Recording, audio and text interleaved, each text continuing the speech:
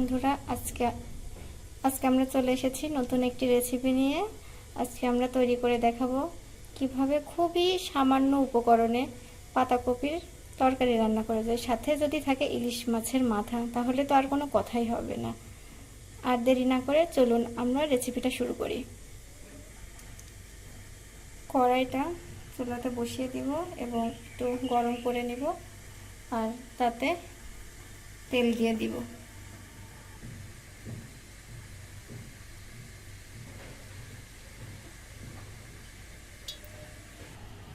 তেল গরম হওয়ার পরে এবারে আমরা মাথাগুলোকে ভেজে নিব।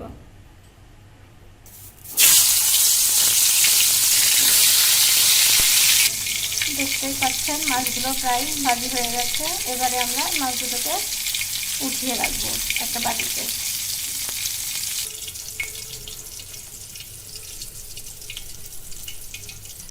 এই একই তেলে এবারে দিয়ে দিব একটা তেজপাতা আর একটু জিরা।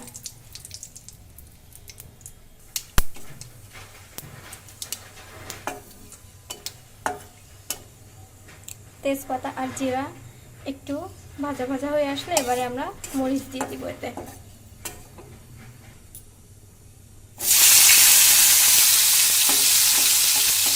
মরিচটাকে হালকা একটু ভাজা ভাজা করে নিব।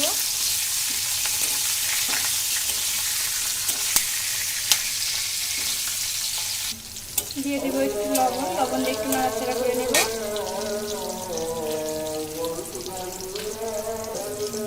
এবারে আমরা পাতাকপিটাকে অ্যাড করব। অ্যাড করছি আগে থেকে কেটে রাখা পাতাকপি।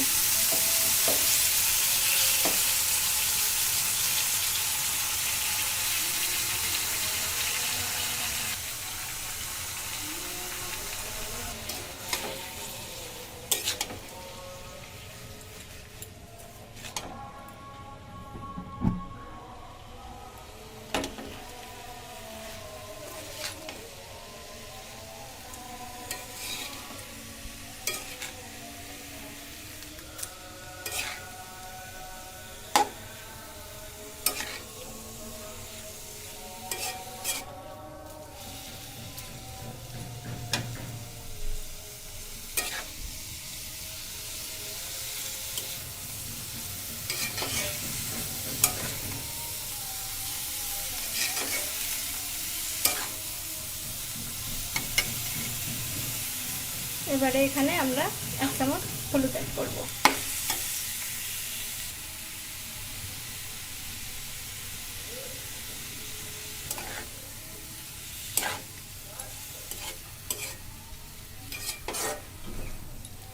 এবার সুন্দর করে আস্তে আস্তে ভাজা ভাজি করে নেব। যতক্ষণ না একটা ভাজা ভাজা কালার চলে আসবে ততক্ষণ আমরা ভাজা ভাজা করে নেব। দেখতেই পাচ্ছেন আস্তে আস্তে একটা সুন্দর কালার চলে আসছে ভাজা ভাজার। এভাবে আমরা আরো 5 থেকে 7 মিনিট ভেজে নেব।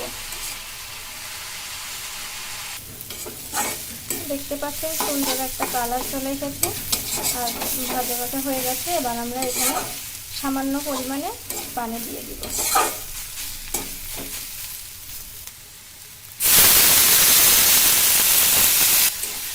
আমি এখানে কুসুম গরম পানি অ্যাড করেছি। ঠান্ডা পানিটা স্কিপ করে কুসুম গরম পানিটা দিলে টেস্টটা ভালো আসবে।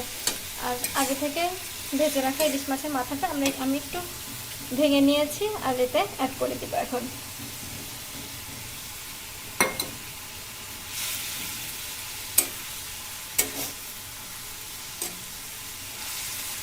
আপনারা চাইলে যদি লবণের পরিমাণটা কম বেশি হয়ে যায় ওই সময় টেস্ট করে আপনাদের যতটুকুনি প্রয়োজন ততটুকুনি দিতে পারেন।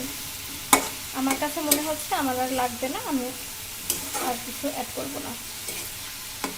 এবার এভাবে পানিটা শুকিয়ে না যাওয়া পর্যন্ত আস্তে আস্তে নাড়াচাড়া করুন। তবে খেয়াল রাখতে হবে যাতে নিচে থেকে লেগে না যায়। এইভাবে 5 থেকে 6 মিনিট একটু রান্না করে নিন। এবারে আমরা তরকারিতে একটা সিক্রেট বিষয় অ্যাড করব। এখানে আমরা সামান্য চাউলের গুঁড়া ঠান্ডা পানিতে, এটা কিন্তু গরম পানি, ঠান্ডা পানিতে গুলিয়ে এখানে অ্যাড করব, যাতে তরকারির টেস্টটা আরও বাড়ায় দেয়।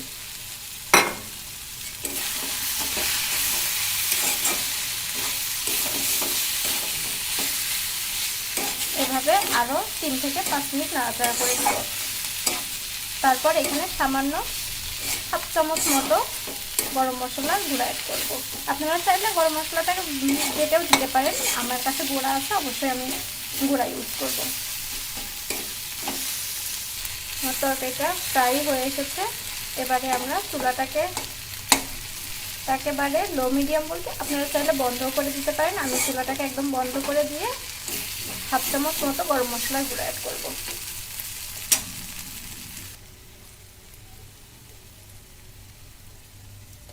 এবারে হালকা একটু নাড়াচাড়া করে তরকারিটাকে নামিয়ে রাখবো। দেখতেই পাচ্ছেন তৈরি হয়ে গেল আমাদের মজাদার ইলিশ মাছের মাথা দিয়ে পাতাকপির তরকারি। ধন্যবাদ সবাইকে। পরবর্তী ভিডিওর জন্য আমাদের সাথেই থাকুন।